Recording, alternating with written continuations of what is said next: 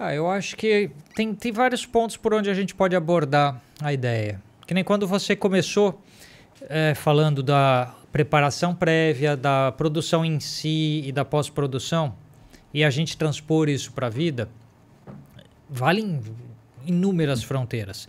Sabe aquela história assim, nossa, eu saí correndo de casa, eu me atrasei para o compromisso porque eu peguei tanto de trânsito. Se eu tivesse preparado um pouco mais previamente, saído um pouco mais cedo, olhado lá no GPS do computador, visto que tem trânsito e tal, eu posso me preparar antes para não ter o problema durante e assim o depois é mais tranquilo.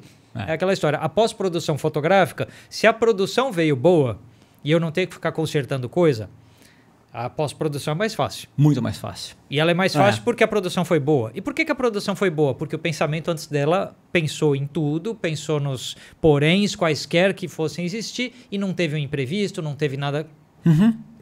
Essa ideia, ela realmente vai cercar inúmeras coisas que a gente pode. Lógico que o imprevisto acontece. Porque não depende só de você, você não está sozinho no mundo. Você saiu antes, você fez tudo de casa, veio uma pessoa no farol e bateu no seu carro. Pronto, você vai perder tempo porque alguém bateu lá e amassou seu carro e você vai ter que descer, ver, pegar o seguro e tal. Então, imprevisto acontece? Acontece, porque existem outros seres humanos no mundo. E os seres humanos, vez ou outra, não são assim ideais. Tem seres humanos muito legais, maioria felizmente, mas tem ser humano abaixo da média, que felizmente é minoria. Então, você vai ter o imprevisto na vida. Mas quanto melhor você se preparou, também melhor você lida com o imprevisto. Então vai acontecer aquele momento para quem tem um emprego, vai ter aquele momento que a pessoa tem trocou de chefe, o chefe é a desgraça, e aí você não estava planejado de sair daquele emprego, mas agora ficou inevitável, então você vai pedir demissão ou vai acabar demitido, então você tem um momento de ruptura que não estava no plano. Mas se você estava mais ou menos já ciente de que imprevistos existem, você fez uma reservinha econômica, você já foi estudando o mercado, você foi fazendo as coisas para não estar totalmente de guarda baixa quando a pancada vem. Aquela história. Às vezes vem uma pancada imprevista, mas se você está com a guarda alta, você vai segurar ela o melhor que você consegue.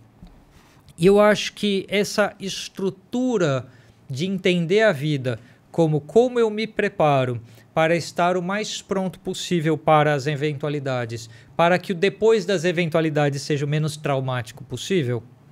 Então, como fazer a pré-produção ajudar a produção para que a produção deixe a pós-produção mais tranquila? Põe numa larga escala na vida. É como eu vivi minha juventude e para depois ter uma vida adulta, para essa vida adulta garantir a velhice que não seja a desgraça. Porque todos nós, se tudo der certo, se não aconteceu o imprevisto antes, você vai envelhecer. Vai. Ao envelhecer, você herda de você mesmo o que foi construído antes. Você ergueu as paredes da tua vida na velhice. Então, você deixou uma reserva financeira para você mesmo? Você deixou uma saúde razoável, construída com uma alimentação boa, com atividade física e com tudo mais? Você fez? Você cuidou do seu coração, você cuidou do seu sistema circulatório, você cuidou da sua cabeça, dos relacionamentos, né? Você conseguiu fazer com que o seu eu do futuro não olhasse para trás e pensasse, nossa, que desgraçado foi esse antes de mim, eu mesmo, que deixou esta vida para mim. Você tem que olhar para trás quando você chega na velhice e falar, poxa, eu fiz um bom trabalho para mim.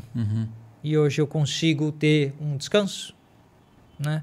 Então eu acho que quando a gente extrapola para a vida esse tipo de coisa, a gente começa a reparar em como a gente se comporta na vida, e não digo que a gente tem que ter, nossa, então eu vou ter uma vida toda limitadinha, toda controladinha, eu só vou comer comida saudável porque eu não quero ter um problema de saúde, eu vou ser irrepreensível na atividade física porque eu vou fazer terapia para manter minha cabeça em ordem, eu vou fazer tudo bonitinho. Ainda assim, não é por aí. De vez em quando você vai ter que comer um negocinho que é uma tranqueira lá que não é saudável, porque é gostoso. De vez em quando você vai ter que viver... uma vez eu vi uma personal trainer de corrida falando o seguinte, não se preocupe com lesões, porque não é se você vai se machucar, você vai. É mais ou menos isso a vida. Então, você vai ter lesões, você vai ter contratempos. Mas se no todo da obra você fez o melhor possível, você se recupera mais rápido da lesão. Sim. Você está pronto para outra mais cedo. Sim. Então, quando surge o imprevisto, você está bem. E lá no futuro você vai olhar para trás e falar assim, obrigado para mim mesmo, pelo que garantiu aqui para minha velhice. Então, eu acho que esse é um ponto que nem... Eu tô agora com 50 anos de idade. Sim. Eu passei da metade da minha vida já. Não há nenhuma expectativa que eu dure mais de 100 anos. Porque nenhum membro da minha família durou mais do que isso. Não existiu nenhuma pessoa na minha família, de quaisquer gerações que eu busque, que passou dos 100 anos. Portanto, eu sei que eu já fui além da metade da minha vida. Eu faço atividade física, eu como comida saudável, eu cuido da minha cabeça o melhor que eu consigo, eu procuro fazer uma reserva financeira para tempos difíceis, faço tudo bacaninha, mas eu vou durar quanto? 75, quanto meu pai durou? 80, 81, como um tio ou outro durou? É por aí. Então, assim, eu fui 2/3 da minha vida já. Sim. Provavelmente. Sim. Pouco mais, pouco menos. Não tenho controle sobre isso. Sim.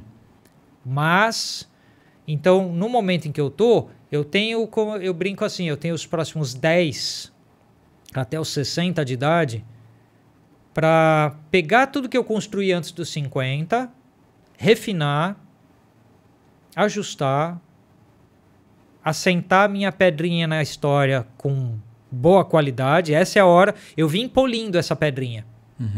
Eu vim ajustando a pedrinha. Agora é hora de colocar ela no meu pavimento da história e falar, aqui eu estive, aqui eu fiz e é isso que eu fiz. Porque depois dos 60, não há que eu vá supor que eu estarei na potência física melhor do que aos 50. Assim como eu sei que eu, aos 50 não estou na melhor potência física do que eu aos 40, aos 30. Então, o ser humano é isso. É a finitude que vai se aproximando. Então, os próximos 10, eu cheguei num certo ponto da curva da vida, que talvez seja o meu máximo.